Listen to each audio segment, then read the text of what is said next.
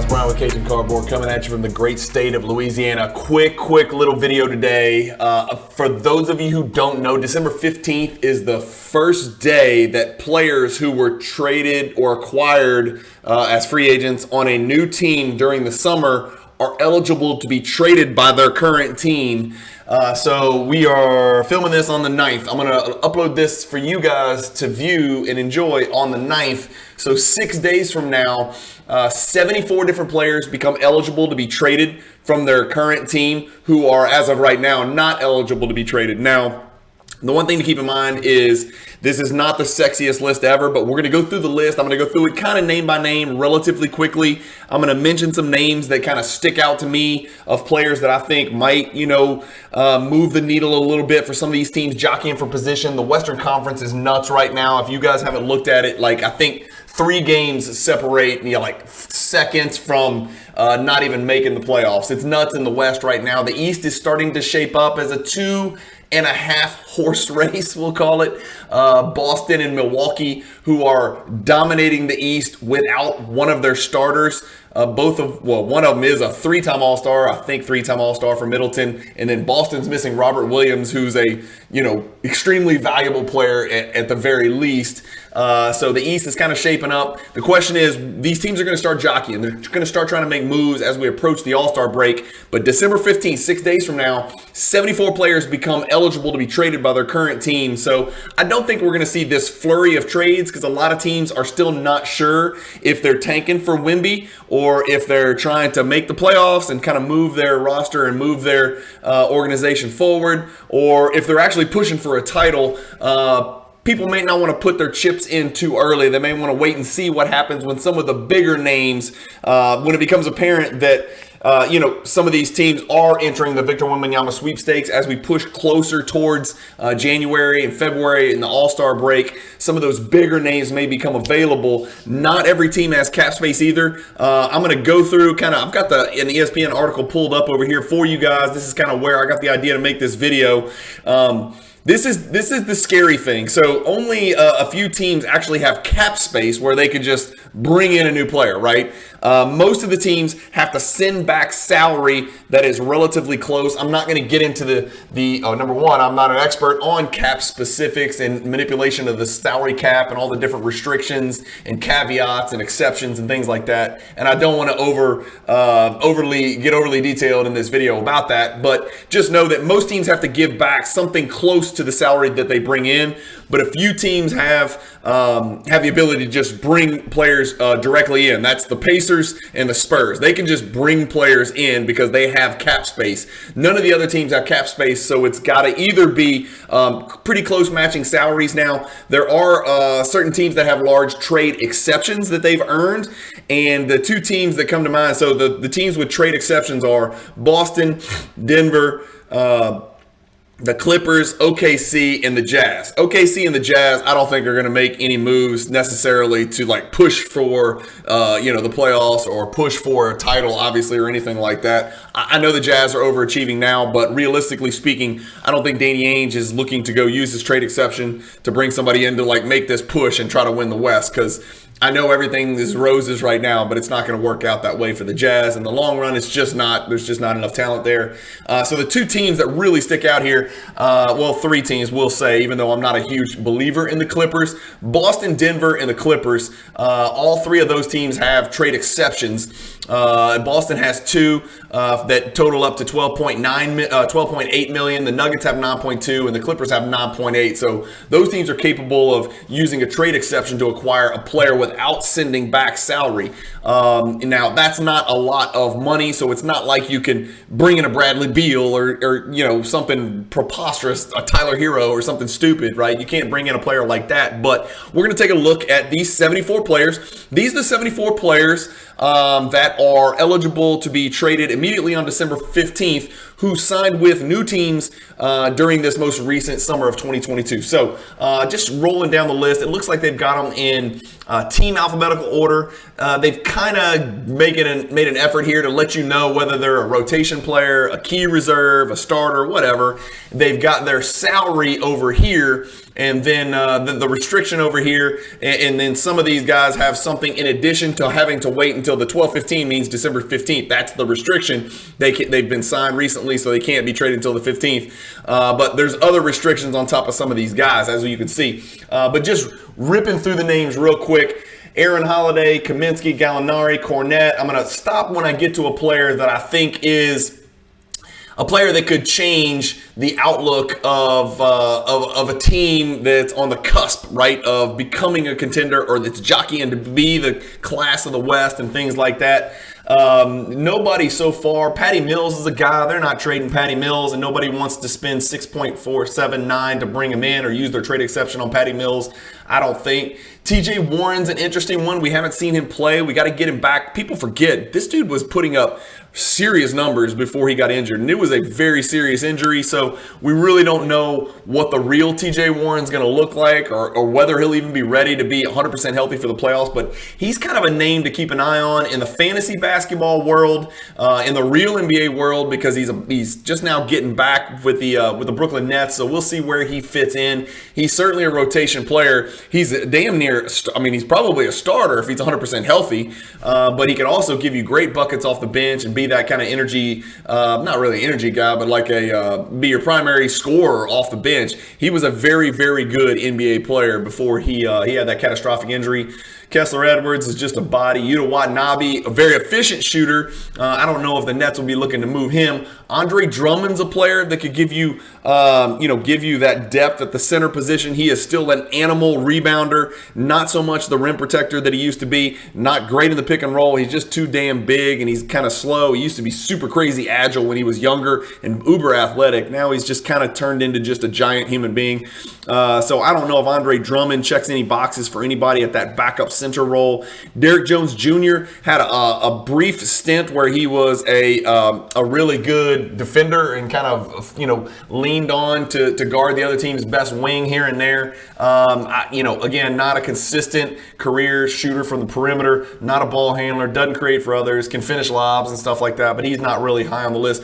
Goran Dragic is the first player that I'm looking at here that, a team like Milwaukee, like right now my Bucks, right, when the Celtics come off the bench with a point guard, it's Derek White or Brogdon, right? When the Bucks come off the bench, that point guard's Javon Carter or George Hill, who is absolutely atrocious at this point in his career. He is just a fossil. He is so old. He is a terrible defender now. That's kind of why they have him there, for IQ and defensive needs. He brings nothing offensively anymore at all. Completely useless offensively, and he's really not a very good defender anymore. I don't know if Milwaukee's willing to just bail on a veteran locker room guy like that, but Dragic is a huge upgrade. We've seen Dragic come up huge in big moments throughout his NBA career. He's getting old too. He's a fossil as well. I think he's got a little bit more left in the tank, for a potential playoff run, which clearly Milwaukee's looking to go on. So Dragic would be a huge upgrade over a George Hill. Thinking about the Lakers, I don't know if he fits great next to Russell Westbrook. It doesn't make sense. Goran Dragic coming off the bench would have been a much better option in my opinion, a much better option in Dallas than, let's say, a Kemba Walker. And again, this is not assuming these guys are looking to be traded. I mean, Chicago may not want to move Goran Dragic. They may still try to win basketball games, so I'm not saying that. But these are the 74 guys that are eligible to be traded. Robin Lopez is a serviceable backup center. JaVale McGee, Theo Pinson, Bruce Brown, Devon Reed, DeAndre Jordan, no. Marvin Bagley's an interesting one. He's also got the biggest salary, so $12.5 million. Bagley coming off the bench as a young, athletic, backup power forward, or maybe a small five would be an option for some of these teams. Maybe not so much for any of these elite teams that are looking to win a title. I don't know if they're looking to put a bunch of faith into a kid like Bagley, or even a Kevin Knox for that matter. Especially $12.5 million. Knox at $3 million is a little more reasonable. Rodney Magruder, DiVincenzo, somebody I love. I wish the Bucks still had him. I really like DiVincenzo. I know injuries have become an issue and plagued him a little bit. JaMychal Green, Jalen Smith's a very talented kid in Indiana right now, and there's a just a glut of forwards and forward position type guys. The talk is that, maybe Miles Turner gets moved and Buddy Hield gets moved, which would open up, a lot of minutes for Batadze and Jalen Smith and O'Shea Brissett and all those. They got just a million, pretty decent forwards that you don't really know about. Jalen Smith's probably, one of the more talented guys up there in Indiana. James Johnson's a veteran, but I think we've seen his better days. He would have been a nice piece 3 years ago for a contending team, but not so much now, and he can't shoot at all. John Wall, and Lonnie Walker. I don't think the Lakers are moving off Lonnie. He's actually playing really good lately. So is Troy Brown. So is Thomas Bryant. So those guys are finally starting to gel a little bit. Damian Jones, no, they're not moving. Troy Brown, we just mentioned, and Thomas Bryant, we just mentioned. Juan Toscano Anderson is not getting very much run for the Lakers. He's a guy that they might move. I'm not sure really what he brings. He was an okay fit in Golden State a few years ago, back when he was sort of relevant and he was, doing some things. I don't know anymore. I haven't heard much about JTA lately, so I'm not sure he's the guy. This dude, Caleb Martin's putting up great numbers in Miami. He would be an attractive piece for a lot of teams as sort of a small forward, long, rangy wing who can score from 3 levels and give you a little bit of offensive production. I don't know if Miami's want to move off him. Miami's still trying to win games too, so he's probably not a trade piece for Miami unless they could get better in return or at least get pieces that fit better. But right now, I think Caleb Martin's starting in Miami, so I doubt he's on the move. Udonis Haslem could probably die in the next 72 hours. He's so old. And I say that in jest. Udonis Haslem's had an amazingly long NBA career. He is the black Nick Collison. Let's just put it that way. So, and if you don't know who Nick Collison is, that's okay. I forgive you. But Udonis Haslem and Nick Collison have probably played the better half of a half century of basketball in the NBA between the two guys. Joe Ingles here for the Milwaukee Bucks. They're not moving him. They're hoping he can come back healthy sometime after the All-Star break and be there for them as a vital bench guy. Decision maker, ball handler, creator, and hopefully three-point shot maker for the Bucks if he can be healthy in the playoffs. Javon Carter could be out in the event that they try to upgrade at that backup point guard position. So we'll see what the Bucks decide to do there. Again, the Bucks and the Celtics are on cruise control right now, and you never know, guys. I mean, like I'm telling you, George Hill's a dog right now, and he is. Anybody who watches the games can see that, but you don't know what those guys provide when they get onto the court. There's lots of guys in the when you get in the locker room and just like with the upbringing, I shouldn't say upbringing, but the grooming of younger players in their position in the NBA. There's a lot of guys, like a George Hill, like a Garrett Temple. I'm trying to think of like a Udonis Haslem. I mean, some of these guys are incredibly crucial to teams, not just and maybe despite their lack of production on the court, but the way they affect the team chemistry and the maturity of the team and things like that off the court in the locker room. Serge Ibaka, I don't think is getting any run with Milwaukee from what I've seen, and he's a shell of his former self. Wesley Matthews, I'm not a big fan of Wesley Matthews. He's a 3-and-D that can't 3 or D anymore. So I would love to see Wesley Matthews out and bring somebody else in. Kyle Anderson, Bryn Forbes. Bryn Forbes allegedly can shoot it, and I watched him in Milwaukee. I just never saw him consistently shoot the ball, and he's a little guy. He's kind of a Seth Curry light, right? You're hoping on Bryn Forbes' best day, he's like a Seth Curry. That's kind of his body type and his build and the way his game is.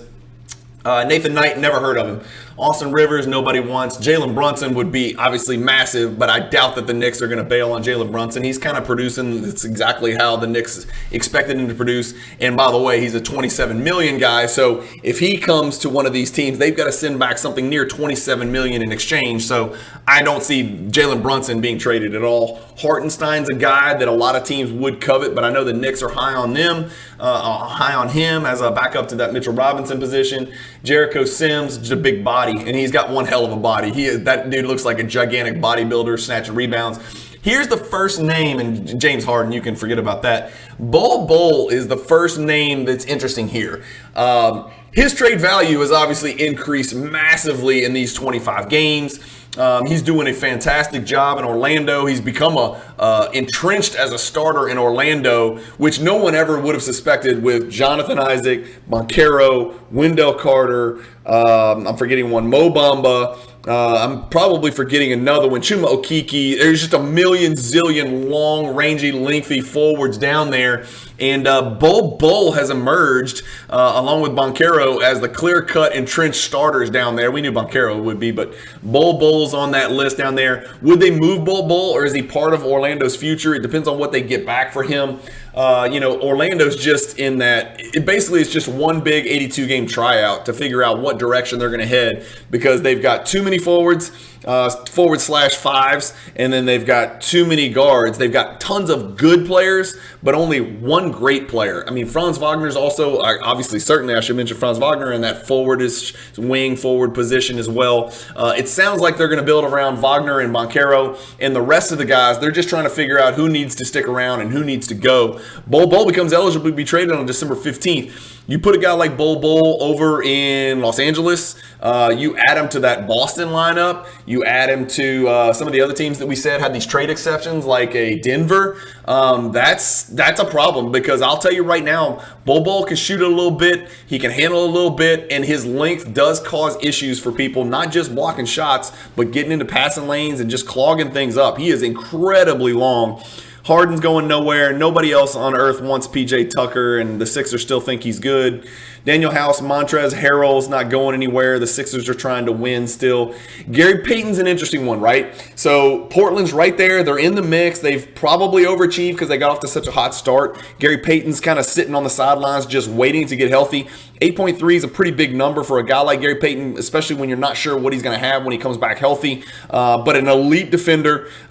He's a guy that, somebody might want to use a trade exception on to be that second ball, not really a ball handler creator type, but he would play the two guard. He wouldn't run your second unit. He's not a second unit point, but he's a guy that would play next to maybe like a Tyus Jones or somebody like that, who's sort of a defensive liability. You put a defensive stalwart like a Gary Payton, who's really just like a Marcus Smart. That's basically what he is. Obviously, he's not as good offensively, which I never thought I would say, as a Marcus Smart, but he's significantly more athletic and probably, in my opinion, probably a better defender than Marcus Smart, and a little bit better finisher. Well, certainly a better finisher than Marcus Smart, although he can't probably shoot it as well as Marcus Smart. Not that he's a great shooter by any stretch.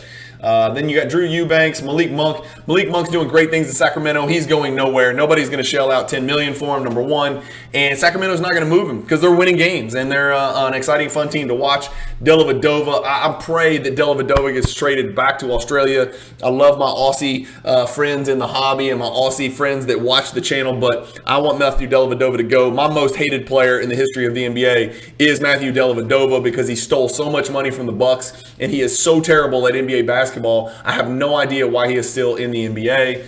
If you know why he's in the NBA, please let me know. I've never heard of Chima Moneke. I've heard of Chuma Okeke, who plays in Orlando, but Chima Moneke I've never heard of in my life. Gorgie Deng can't even believe he's still in the league. I haven't seen him get on NBA court in forever. And when you're a big and you can't play in San Antonio with Pirtle out, you must really be terrible. Otto Porter Jr., just not a guy that I think's on a lot of radars. Maybe, I don't know. Sometimes people refer to him as a glue guy because he can do a bunch of different things. I think he's probably also seen his better years. I believe Otto Porter Jr. was a lottery pick out of Georgetown way back in the day. Bo Cruz, Juancho Hernangomez, not Willie Hernangomez, who's down in New Orleans, but Juancho. Has a good looking game to him, but I don't know if he's on the list of anybody. Colin Sexton's interesting here, but at 16.5, I don't think any of these contender teams really have a place to put him. Simone Fontecchio just got a game winner the other night, a game winning dunk the other night against the Warriors, so he's on cloud nine.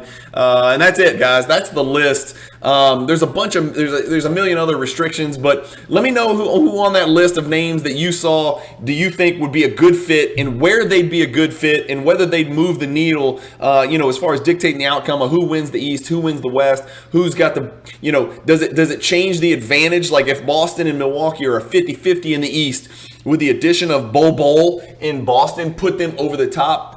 With the addition of an Otto Porter Jr., make a difference? Is he that much better than Sam Hauser? Or is he better than Sam Hauser? Would a Gary Payton change the dynamic? If you plug a Gary Payton in for a George Hill, not that works on the trade deal, but I'm just using the Bucks as a random example because I watched them. Maybe it's Gary Payton to the Heat and they send back, whatever, fill in the blank. Let me know, guys. There's a trade machine on here where you can plug in the trades, and then they spit out an answer as to whether it works with the salary. ESPN's always had that. I don't really mess with it too much because it's so complicated, but you can try your luck on the trade machine, and I'll just pull it up on the screen. There's a little link. You just click the link, and then you just you click to add team one, so you just kind of add a team. And let's say, let's try Milwaukee. Let's put Milwaukee in there, and we want to add a team two, and let's say we add let's go to Portland. We'll try to do our Gary Payton trade, and we'll find Gary Payton. There we go. And then who do we have to send back for Gary Payton? That would be like a Grayson Allen, which the Bucks are not going to do because they love to have these dudes with their hands ready to catch and shoot at the three-point line. Plus, I think top to bottom, Grayson Allen, despite the fact he's kind of annoying as shit, is probably a little bit better player than Gary Payton. But what if they wanted to move a George Hill and a Joe Ingles for a Gary Payton? Let's just see what happens. What pops up? Acquiring one player. Does it work? The trade failed. Why did it fail? The Trailblazers are over the luxury tax threshold with this trade, and the incoming aggregate salaries exceed what's allowed via the 125% plus 100,000 rule. So we need to cut $4,000 from the Trailblazers' incoming trade value to make this trade possible. Well, that's also easy to fix because you could adjust it and you could just add some other scrub, right, from the Trailblazers like Jay Walker, whoever the hell that is. So you could just add Jay Walker on there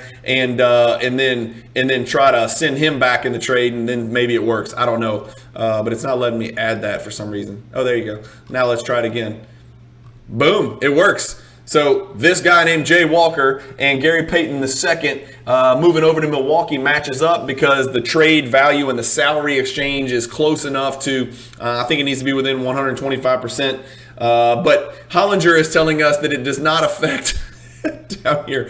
John Hollinger, the trade machine is pretty awesome. He's telling us that you have not affected the winning percentage of this team for either team. So maybe John doesn't think that's going to help these teams win, but I think it would help the team win because I would much rather have a nasty ass healthy Gary Payton going into a playoff series against the Celtics where I can put him on a Tatum or on a Marcus Smart or on a Brogdon in crunch time and take my chances with that matchup. So I don't know. Let me know what you guys think. But anyway, go mess around with that trade machine. It's pretty fun. You just got to make sure the salaries kind of match up, except for some teams. Remember, like we mentioned, the Clippers, Boston, Denver, amongst others, Utah, and some others that have this trade exception where they can bring in salary without sending salary back. So anyway, thank you guys for watching as always. Keep collecting. Hope you enjoy your Friday. Stay tuned on the Cajun Cardboard Network. Coming out later today is the Explore the Card episode. And it's another great Jordan, I think it's the Round Ball Royalty Refractor that we're doing today on Explore the Card episode. Those episodes are back on the Cajun Cardboard channel. So if you wondered where they went over to the Luka Nation Network. It just wasn't the right place for Jordan content. It belongs here. So we're bringing those videos. Explore the Card is a deep dive into a Michael Jordan 90s insert or parallel card. That's episode, I think I'm on like episode 52 or 54 or something crazy. That's coming back to the Cajun Cardboard channel, and you will see it every single Friday on my channel. If you want to learn more about collecting Michael Jordan cards, there's a lot of videos that you can go back and binge watch. Just click the playlist for Explore the Card. Those are going to come out on this channel every Friday. Let me know if you guys have any ideas about these 74 guys that just became trade eligible. Thank you guys for watching. Keep collecting. Stay positive in the hobby. Have a badass, fantastic weekend. Go spend it with people you love and enjoy watching some basketball. And peace.